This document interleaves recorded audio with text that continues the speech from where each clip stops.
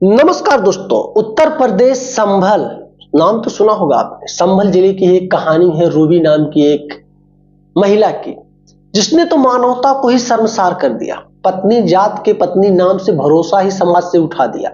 आखिर क्या ऐसी कहानी है कि दो प्रेमियों के चक्कर में एक पत्नी ने अपने पति के कई सारे टुकड़े किए, उसके बाद कई सारे टुकड़े को इधर उधर फेंका भी। जब पुलिस ने तहकीकात किया, कई सारे टुकड़े बरामद भी हुए।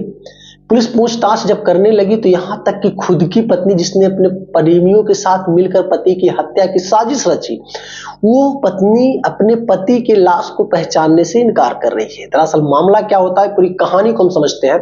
हमने एक वीडियो इस टॉपिक पे अपने इसी चैनल पर अपलोड किया, लेकिन उस वीडियो में पूरी जानकारियां नहीं मिल पाई थी उस समय। लेकिन जब मामले की पूरी जानकारी होती है, पुलिस अच्छे से तहकीकात करती है, विवेचना करती है, उसके बाद जो सच्चाई समाज के सामने और मीडिया के सामने आती है, वो सच्चाई सच में सबके होश तक उड़ा के रख देती है। दरअसल जिस महिला की बात कर रहा हूं उसका नाम रूबी होता है। उम्र उसकी 35 साल से ज्यादा हो चुकी होती है। शादी हुए 15 साल हो गए उसके। एक नहीं दो बच्चे हैं।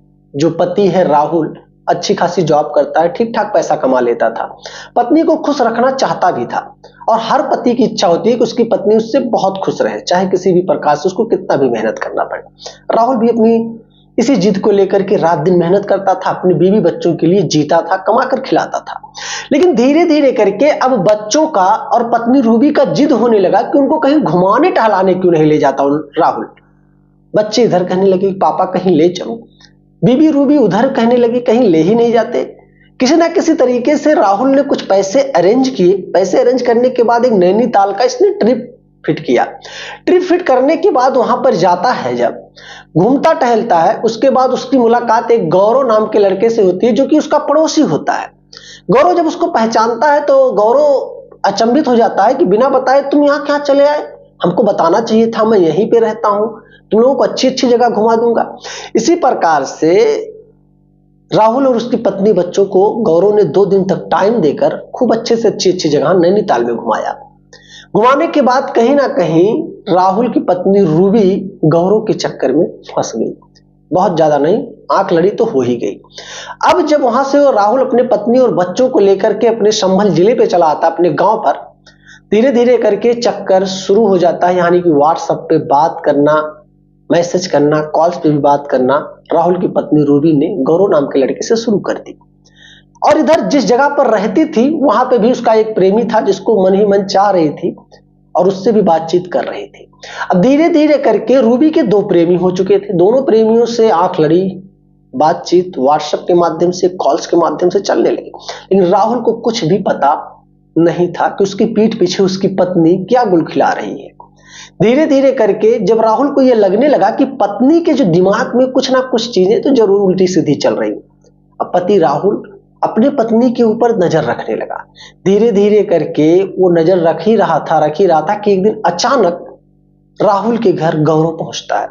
अब जब गौरव पहुंचता है तो राहुल तो भाई उसको पहचानता था, क्योंकि पड़ोसी था और मुलाकात नैनीताल में हुई थी। 2 दिन गौरव ने राहुल और राहुल की पत्नी को घुमाया भी था। इस वजह से राहुल गौरव से कहता है खाना पानी खा लो, चाय वगैरह पी लो, आराम कर लो, उसके बाद जहां जाना होगा चले जाना। गौरव वहां काफी टाइम देता है राहुल की पत्नी के साथ, रूबी के साथ बातचीत करता है, खाना वगैरह भी खाता है। और धीरे धीरे करके अब सिर्फ उसी दिन की बात नहीं है, लगातार राहुल की पत्नी से मिलने आने जाने लगा। धीरे धीरे करके एक दिन तो हद तब हो जाती है जब राहुल को कुछ भनक लगता है और वो अचानक दोपहर में ही तकरीबन 2-2:30 बज रहे थे, अपने घर पर आता है। और घर पर जब देखता है अपनी पत्नी और गौरव को एक साथ कमरे में, तो उसके तो होश ही उड़ जाते हैं। पहले तो एक जगह आकर बैठकर सोच रहा था, मन ही मन बहुत सारे विचार कर रहा था और समझ में नहीं आ रहा था कि वो क्या करे, डिवोर्स दे दे। डिवोर्स देने की बात सोच रहा था तो सामने 2 बच्चों का चेहरा नजर आ रहा था, वो क्या करे।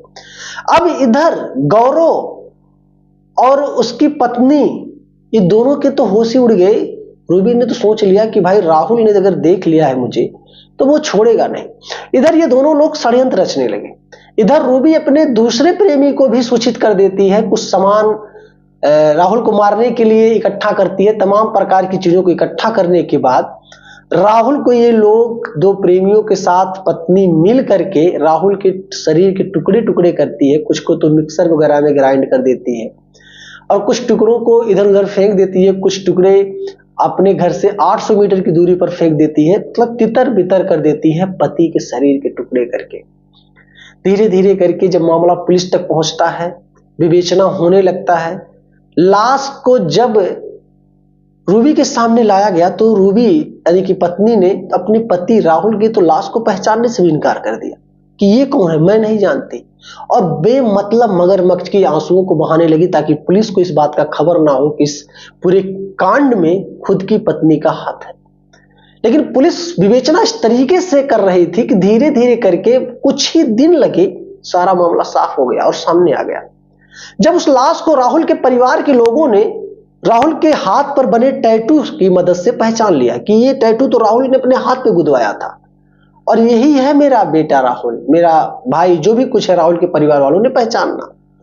अब तो भाई वहीं से मामला बहुत ज्यादा स्टैंड कर गया। अब पुलिस पत्नी रूबी से पूरे मामले की जांच करने लगी और पूछने लगी, टॉर्चर भी करने लगी। धीरे धीरे करके मामले खुलते गए। पहले तो एक प्रेमी का नाम आता है गौरव का, जो नैनीताल में मिला था।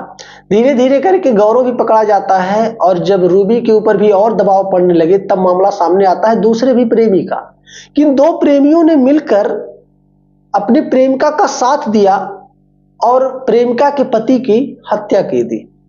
इसी प्रकार से पुलिस तहकीकात इतने खून पसीने गर्म करके लगाई भाई कि जब संभल में अगल बगल के इलाके में इस चीज का पता चलने लगा और शोर होने लगा तो सारे लोग सच में हैरान हो गए कि कैसे इस जमाने की पत्नियों पर भरोसा किया जाए। इसकी शादी के 15 साल हो गए और 2 बच्चे भी हैं, ऐसा भी नहीं कि नई नई शादी हुई है। 15 साल के रिश्तों में दाग लग गया, दाग ही नहीं अंधेरा छा गया। अब धीरे धीरे करके अगल बगल में एक दहशत मच गया है लोगों में। लोग यहां तक कि अपनी ही पत्नियों को अब दूसरी नजर से देखने लगे हैं। जो पत्नियां अच्छी हैं लोग उनको भी गुनहगार मन ही मन समझने लगे हैं कि आखिर कब रिश्तों पर भरोसा किया जा सकता है। और पुलिस ने जिस मेहनत से पूरी मामले का पर्दाफाश उजागर किया है, भाई ऐसे पुलिस वालों को सलूट करता हूं मैं कि इस मामले को पूरा खुलासा किया और पूरा सच सामने आया। तो दोस्तों, इस पूरी कहानी को सुनने के बाद आप क्या कहना चाहोगे ऐसी डायन पत्नी के बारे में, जो कि सच में एक जीती जागती राक्षसिन है, डायन है? एक बार कमेंट करना दोस्त। और वीडियो पसंद आई है तो लाइक करना, चैनल पे नए हो तो सब्सक्राइब करना। मिलूंगा इसी तरीके से शानदार सी स्टोरी, क्राइम स्टोरी को लेकर। तब तक के लिए जय हिंद।